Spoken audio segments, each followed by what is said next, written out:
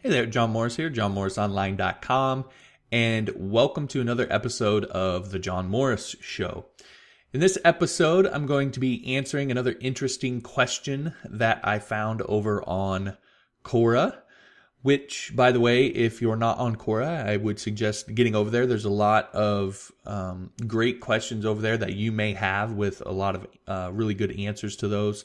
Plus, if you have a question yourself, then you can go ahead and ask one of those questions and get some really good answers. So if you want to head on over there, be sure to follow me, Quora.com/John-Morris-67. Now, I haven't found yet a way to edit that URL because I know that's kind of obscure, but I'm still looking. So maybe you can enlighten me if you found a way to do that, but I don't think that I can. So for now, that's what it is. Quora.com/John-Morris-67.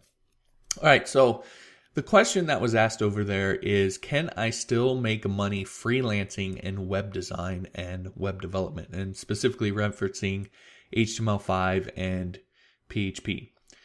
The short answer is absolutely. There is a ton of demand out there for web designers and web developers, HTML5, PHP specifically. I mean, even with the advent of all of the new technologies that we're seeing, PHP still has the dominant market share for server-side languages. So, even though we have all these new things coming out with Node.js and some of those things, most of the people out there that are running websites are still using PHP. They're still using, obviously, HTML, CSS, MySQL, JavaScript, etc. All of the kind of standard web design languages. Those things are all still being used, and so the demand for those kinds of things is still really high.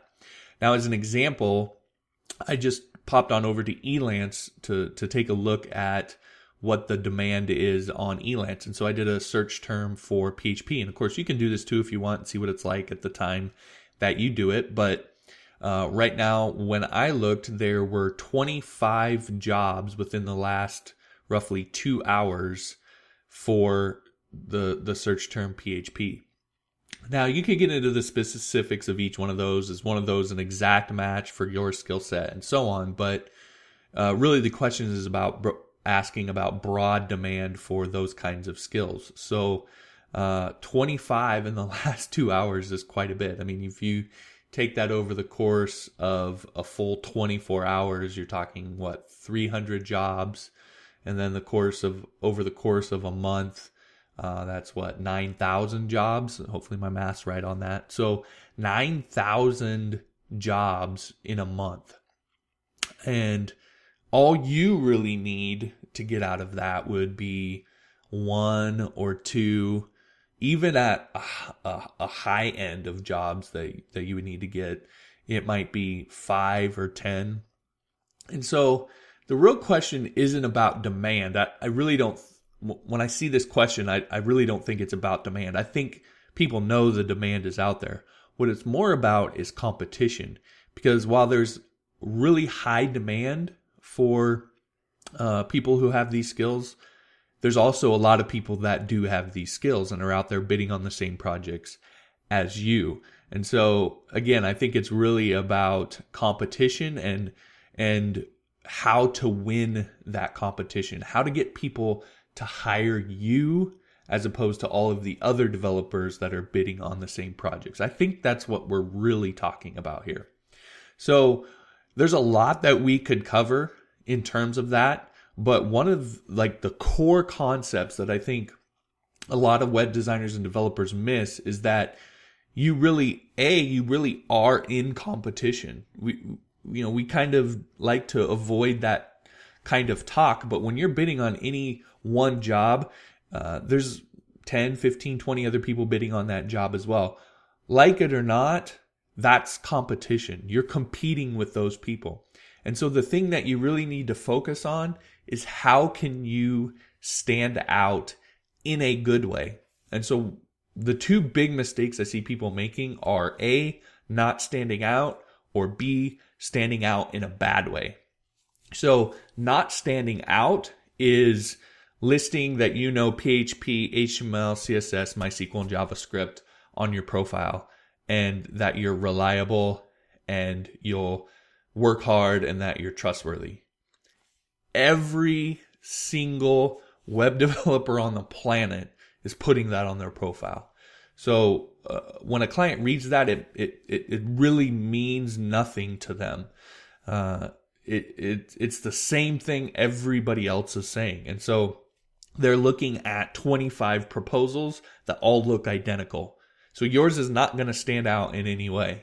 Okay. So that's the first thing, is you really need a way to stand out. Now, the way that you stand out is you speak in their terms. You speak in their language. And so I advise most web designers, developers to don't even put, I know PHP, CSS, and all that stuff on your profile. Put what it is, that the result that you specifically help people accomplish. So for example, I help people build membership sites. That's what I put on my profile. I help you get your membership site launched fast and built the way that you dream of it being built. That's my main offer. Now, if you're a client and you hear that, you understand that. And if that's what you're after, it actually means something to you.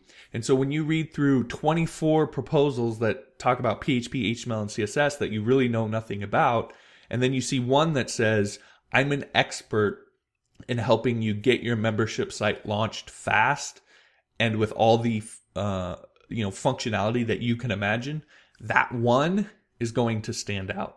Okay, so that's the first thing, is you want to stand out. The second thing is you want to stand out in a good way. So the example I just gave is about standing out in a good way. A lot of times what I see developers doing is standing out in a bad way. Profile pictures are one glaring example. So I see a lot of web designers and web developers with these edgy profile pictures that are more about them expressing themselves than them creating a sense of trust and communicating to the client that they're reliable and someone that can be counted on. So again, it's a profile picture. It's one example, but again, I see a lot of web designers and web developers who are taking the route of being more concerned about expressing themselves than actually appealing to their clients. And it can happen also in the way that you describe your services. One of the ways that this happens is of focusing too much on talent, right? Trying to talk about how talented you are and you're this hotshot young programmer that just got out of college, or whatever the scenario is. What you really want to focus on are the things that clients care about. Can you do what it is that I need done? Right? So that doesn't mean can you write PHP? That means can you get my membership site launched? Or can you build my super interactive fancy form that I want using Ajax and jQuery? Or whatever, can you build my content management system? Can you do what I need done? Are you reliable? Are you fast? Do you communicate well? Those are the things that they're really concerned about. And so when you're making claims about your skills, those are the kind of claims you want to make, and then you need to make them believable by backing them up with proof.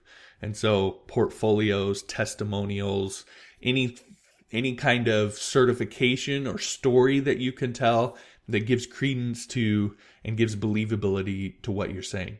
If you do all of that, you're going to be light years ahead of everybody else on these sites. Because again, most aren't even trying to stand out, and the ones who are trying to stand out are either doing it in a bad way, or they're not adding any kind of credibility or believability to what they're saying. So to wrap all this up, what I would suggest that you do is you go to Elance or Odesk or any of the sites that are out there and that you happen to have an account with. If you don't have an account, set one up and do a search for something that's not web design related. That's something totally different. Maybe it's transcription service or translation services. Those are good ones because there's some really good people in those markets. And look at what they're doing. Look at what they're saying. And you want to go something outside of web design, because then you'll be approaching it just like your client is approaching web design. You really don't know that much about it, right?